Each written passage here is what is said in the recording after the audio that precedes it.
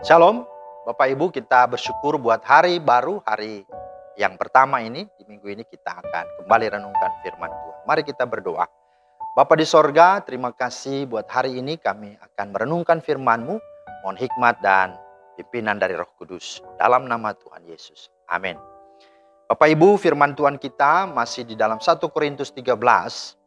Dan kita akan bahasnya di dalam ayat yang keempat. Di sana dikatakan kasih itu sabar. Ya, itu ayat 4 bagian pertama. Dan tema kita itulah kasih itu sabar atau tidak pemarah. Nah, di dalam 1 Korintus 13 kata sabar diulang 2 kali. Yaitu dalam ayat 4 dan ayat 7. Nah, kedua kata tersebut walaupun sama namun dalam bahasa Yunani sangatlah berbeda.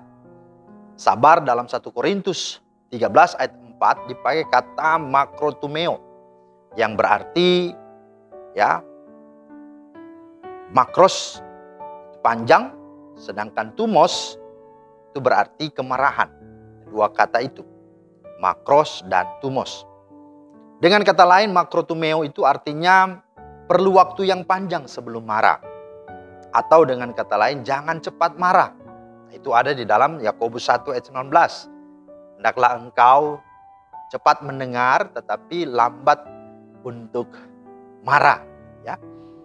Atau dengan kata lain di sini dikatakan di dalam arti makrotumeo itu bicara tentang sabar ya, terhadap orang, terhadap ya manusia, ya siapapun. Itu lebih kepada ya personal, ya. Nah, sedangkan sabar dalam 1 Korintus ya 13 ayat 7 itu dipakai kata hupomeno yang merujuk kepada respon orang terhadap keadaan yang menunjukkan ketabahannya dalam menghadapi situasi ya, keadaan dan kesulitan. Nah, itu jadi ada perbedaan. Jadi orang yang sabar yang kedua ini adalah dalam konteks situasi atau keadaan. Maka kasih itu selain panjang sabar terhadap orang lain atau makrotumeo, juga panjang sabar terhadap keadaan, hupomeno. Nah, dengan kata lain, tidak cepat atau tidak mudah menjadi emosional, tidak mudah marah. Ya.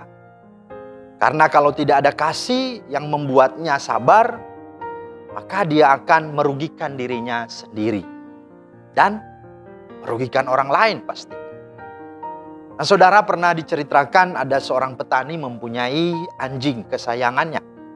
Petani ini tinggal bersama anaknya yang masih berusia 8 bulan. Karena istrinya sudah meninggal waktu melahirkan anaknya mereka ini. Suatu ketika si petani ini pergi ke sawah untuk bekerja beberapa jam saja.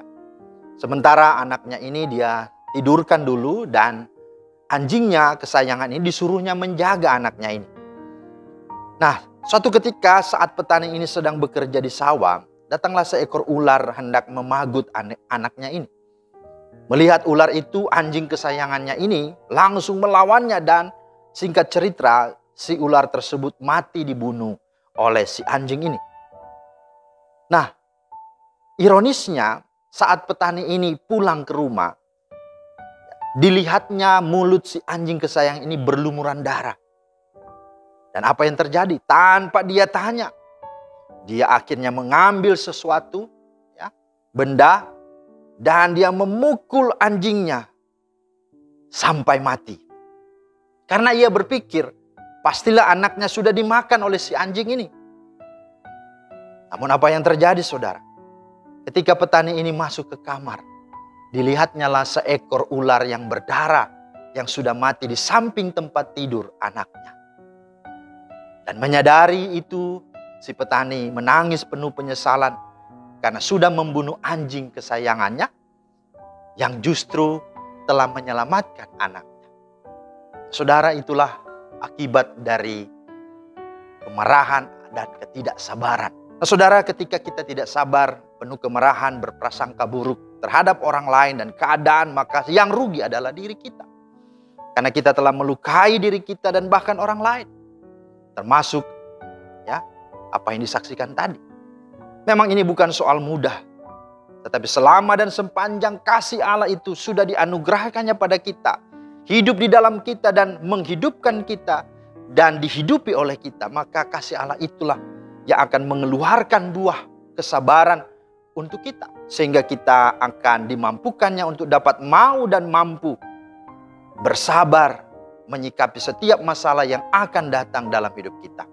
Apakah itu karena orang lain atau karena keadaan sekitar kita. Saudara, pernahkah saudara mengingat satu lagu yang berkata, ya, sabar Tuhan Allah sertamu, kan? Tapi sebelumnya dikatakan sabar ya dalam susah sukarmu. Sabar Tuhan Allah sertamu, sabar, sabar, diberinya kuat padamu. Ya, hanya Dialah Sang Kasih yang dapat memberikan kesabaran itu. Maka apakah saat ini saudara ada dalam sakit hati, kekecewaan, dalam kemarahan kepada orang lain atau kepada keadaan dan situasimu? Mari, sabarlah. Firman Tuhan berkata dalam Mazmur 37, jangan marah, berhentilah marah, dan tinggalkanlah panas hati itu. Jangan marah, itu hanya membawa kepada kejahatan. Percayalah kepada Tuhan dan lakukanlah yang baik. Percaya dan serahkanlah hidupmu kepada Tuhan, dan Ia akan bertindak. Amsal 16:32, orang yang sabar melebihi seorang pahlawan, orang yang menguasai dirinya melebihi orang yang merebut kota. Si pemarah membangkitkan pertengkaran, tetapi orang yang sabar memadamkan perbantahan. Maka saudara, jika engkau ingin hidupmu baik, orang lain baik, keadaan di sekitarmu baik, terlebih Tuhan ya, dimuliakan, maka mari bersabarlah, janganlah menjadi pemarah. Kiranya Tuhan memeteraikan firman dan memberkati saudara. Amin. Terima kasih Tuhan untuk firman-Mu.